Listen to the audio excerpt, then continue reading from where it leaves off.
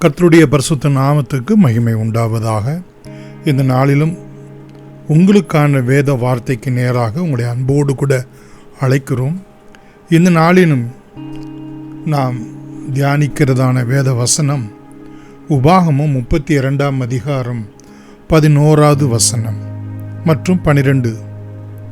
கழுகு தன் கூட்டை கலைத்து தன் குஞ்சுகளின் மேல் அசைவாடி தன் செட்டைகளை விரித்து அவைகளை எடுத்து அவைகளை தன் செட்டைகளின் மேல் சுமந்து கொண்டு போகிறது போல கர்த்தர் ஒருவரே அவனை வழி நடத்தினார்.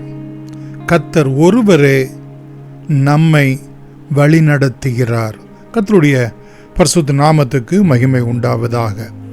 பிரியமானவர்களே, இந்த வேத பகுதி மோசே பாடின இஸ்ரவேல் ஜனங்களுக்கான ஒரு பாடல் என்று சொல்லி 31ஆம் அதிகாரம் 30வது வசனத்தில் இருந்து நாம் பார்க்கிறோம். ஆகிலும் இதில் உள்ளதான சத்தியம் என்ன? கர்த்தர் நம்மை சுமந்து நம்மை நடத்துகிறார் என்கிற ஒரு சத்தியத்தை இங்கே நாம் பார்க்கிறோம். எப்படியெல்லாம் கர்த்தர் நம்மை வழிநடத்தினார் அல்லது வழிநடத்துகிறார் என்றால் 9வது வசனத்திலே பார்க்கிறோம். உபாகமம் 32, பிரியமானவர்களே, கர்த்தருடைய ஜனமே அவருடைய பங்கு, யாக்கோபு அவருடைய சுதந்திர வீதம். பிரியமானவர்களே, ஆண்டவருக்கு பிடித்த ஒரு வாக்குத்தத்தத்தில் ஒன்று என்ன தெரியுமா? நான் உன்னோடு கூட உலாவி உங்கள் தேவனாய் இருப்பேன், நீங்கள் என் ஜனமாய் இருப்பீர்கள் என்கிற வசனத்தை அடிப்படையாக கொண்ட ஒன்றுதான் இந்த ஒரு வசனமும் கூட. நீங்கள் என்னுடைய பங்கு, என்னுடைய போர்ஷன், என்னுடைய சுதந்திர வீதம், என்னுடைய சொத்து என்று அர்த்தம் கொள்ளுகிற ஒரு ஆசீர்வாதமான ஒரு வார்த்தை. நம்மை அவருடைய பங்காக, அவருடைய சுதந்திர வீதமாக பாவித்து நம்மை நடத்துகிறவராயிருக்கிறார். இரண்டாவதாக 10வது வசனத்திலே பார்க்கிறோம். அவாந்தர வெளியிலே, பாழான நிலத்திலே நம்மை கண்டுபிடித்தார், நம்மை நடத்தினார், நம்மை உணர்த்தினார், தமது கண்ணின் மணியைப் போல காத்தருளினார் என்று நாம் பார்க்கிறோம். உளையான சேற்றில் இருந்து நம்மை தூக்கி எடுத்தார் என்று நாம் பார்க்கிறோம்.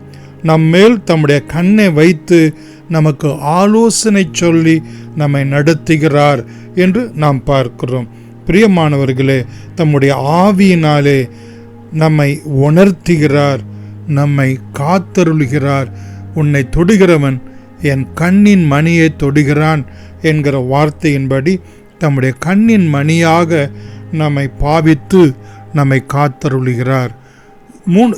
மூன்றாவதாக நாம் பார்ப்போம் என்று சொன்னால் 11வது வசனத்திலே ஒரு கழுகு தன் செட்டைகளை மேல் தன் குஞ்சுகளை சுமக்கிறது போல என்று சொல்லி பார்க்கிறோம்.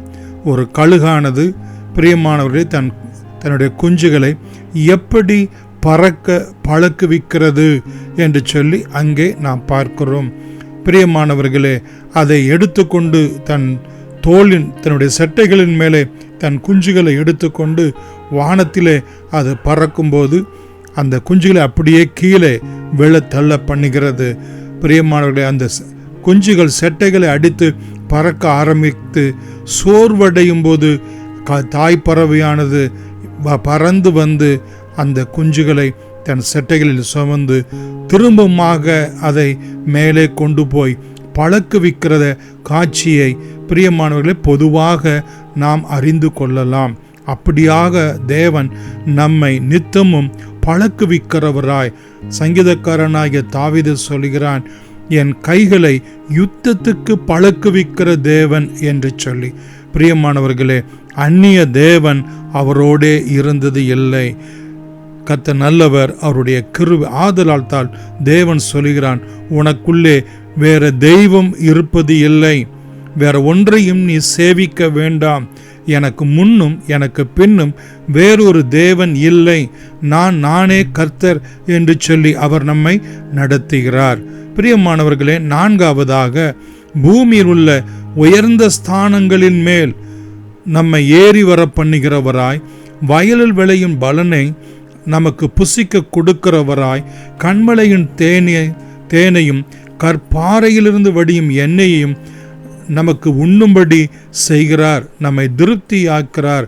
என் ஜனம் நான் அளிக்கக்கூடிய இப்படிப்பட்ட நன்மைகளினால் திருப்தி ஆவார்கள் என்று ஆண்டவர் நமக்கு வாக்கு கொடுத்து நடத்துகிறார்.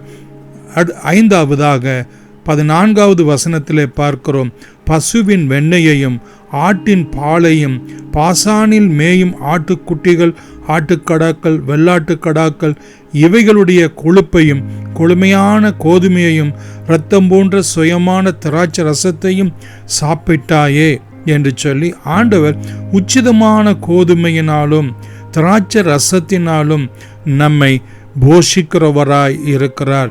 என் ஜனம் நான் அளிக்கும் நன்மையினால் திருப்தியாய் இருப்பார்கள் என்ற வேத வசனத்தின்படி கர்த்தர் நித்தமும் நம்மை போஷித்து நம்மை திருப்தியாக்கி நம்மை நடத்துகிறவராய் இருக்கிறார். அது மாத்திரமல்ல, இங்கு எப்படி கழுகு தன் கூட்டை கலைத்து தன் குஞ்சுகளை சுமக்கிறதோ அதே போல பிரியமானவர்களே, உபாகமம் 1ஆம் அதிகாரம் 6-7 வசனங்களிலே தகப்பன் தன் பிள்ளையை தன் தோளின் மேல் சுமக்கிறது போல நான் உங்களை சுமப்பேன். அது மாத்திரமல்ல பிரியமானவர்களே, ஏசாயா 40ஆம் அதிகாரம் 31வது வசனத்திலே ஒரு மேய்ப்பன் தன் ஆடுகளை தன்னுடைய மடியிலே சுமக்கிறது போல நான் உங்களை சுமப்பேன். ஏசாயா 46ஆம் அதிகாரம் 4வது வசனத்திலே ஒரு தாயானவள் தன் குழந்தையை தன் கற்பத்திலே சுமக்கிறது போல நான் உங்களை சுமப்பேன். ஒரு தாயைப் போல, ஒரு தகப்பனைப் போல, ஒரு மேய்ப்பனைப் போல கர்த்தர் நம்மை சுமக்கிறவராய் இருக்கிறார் என்று நாம் பார்க்கிறோம். பிரியமானவர்களே, இப்பேற்பட்ட அன்புடைய தேவனை நம்முடைய வாழ்க்கையிலே அவரை நேசிக்கவும், அவரிடத்திலே அன்பு செலுத்தவும், அவரை சேவிக்கவும், அவருக்கென்று இந்த பூமியிலே ஒரு உத்தம சாட்சியாய் வழங்க நம்மை நித்தமும் ஒப்பு கொடுப்போம். கர்த்தர் தாமே உங்களை ஆசீர்வதிப்பாராக. ஜெபிப்போம். அன்புள்ள இயேசு சாமி, இந்த நாளின் தியானத்துக்காக உம்மை நன்றியோடு கூட துதிக்கிறோம். ஒரு கழுகை போல, ஒரு தகப்பனை போல, ஒரு தாயை போல, ஒரு மேய்ப்பனை போல நீர் எங்களை இம்மட்டிலுமாய் சுமந்து நீ நடத்தி வந்த எல்லா வழிகளுக்காகவும் உமக்கு கோடான கோடி ஸ்தோத்திரம். நாங்கள் உம்முடைய பங்காகவும் உம்முடைய சுதந்திர வீதமாகவும் நீர் எங்களை கன்சிடர் பண்ணி நீர் எங்களை நடத்துகிற தயவுக்காய் ஸ்தோத்திரம். அதற்கு நாங்கள் எம்மாத்திரம் ஆண்டவரே, நீர் எங்களை கண்டுபிடித்தீர், எங்களை நடத்துகிறீர், எங்களை உணர்த்துகிறீர், எங்களை நித்தமும் காத்தருளுகிறீர். உமக்கு கோடான கோடி ஸ்தோத்திரம் ஆண்டவரே. எங்களுக்கு தகப்பனே நல்ல உயர்ந்த ஸ்தானங்களை நீர் எங்களுக்கு கொடுத்து அவைகளில் ஏறி வர பண்ணுகிறீர், எங்களை கனப்படுத்துகிறீர். பூமியில் உள்ள சகல ஜனங்களை பார்க்கலும் புகழ்ச்சியிலும் கீர்த்தியிலும் மகிமையிலும் நான் உங்களை சிறந்திருக்க செய்வேன் என்று சொல்லி நீர் எங்களை ஆசீர்வதிக்கிற தேவன், எங்களுடைய விளைச்சல்களை நீர் ஆசீர்வதிக்கிற தேவன் ஆண்டவரே. தகப்பனே, நல்ல எங்களை திருப்தி ஆக்குகிற தேவன். எங்கள் சிங்கக்குட்டிகள் தாழ்ச்சி அடைந்து பட்டினியாய் கிடக்கும் கர்த்தரை தேடுகிறவர்களுக்கோ ஒரு நன்மையும் குறைவுபட மாட்டார்கள் என்ற வார்த்தையின்படியே எங்களை ஆசீர்வதிக்கிற தேவனுடைய நாமத்தினாலே பிதாவாகிய தேவனே, நாங்கள் இன்றும் என்றும் நன்றியோடு கூட உம்மை துதித்து உம்மை ஸ்தோத்திரிக்கிறோம். எங்கள் ஜீவனும் இரக்கமும் உள்ள எங்கள் அன்பின் பிதாவே, ஆமென். God bless you.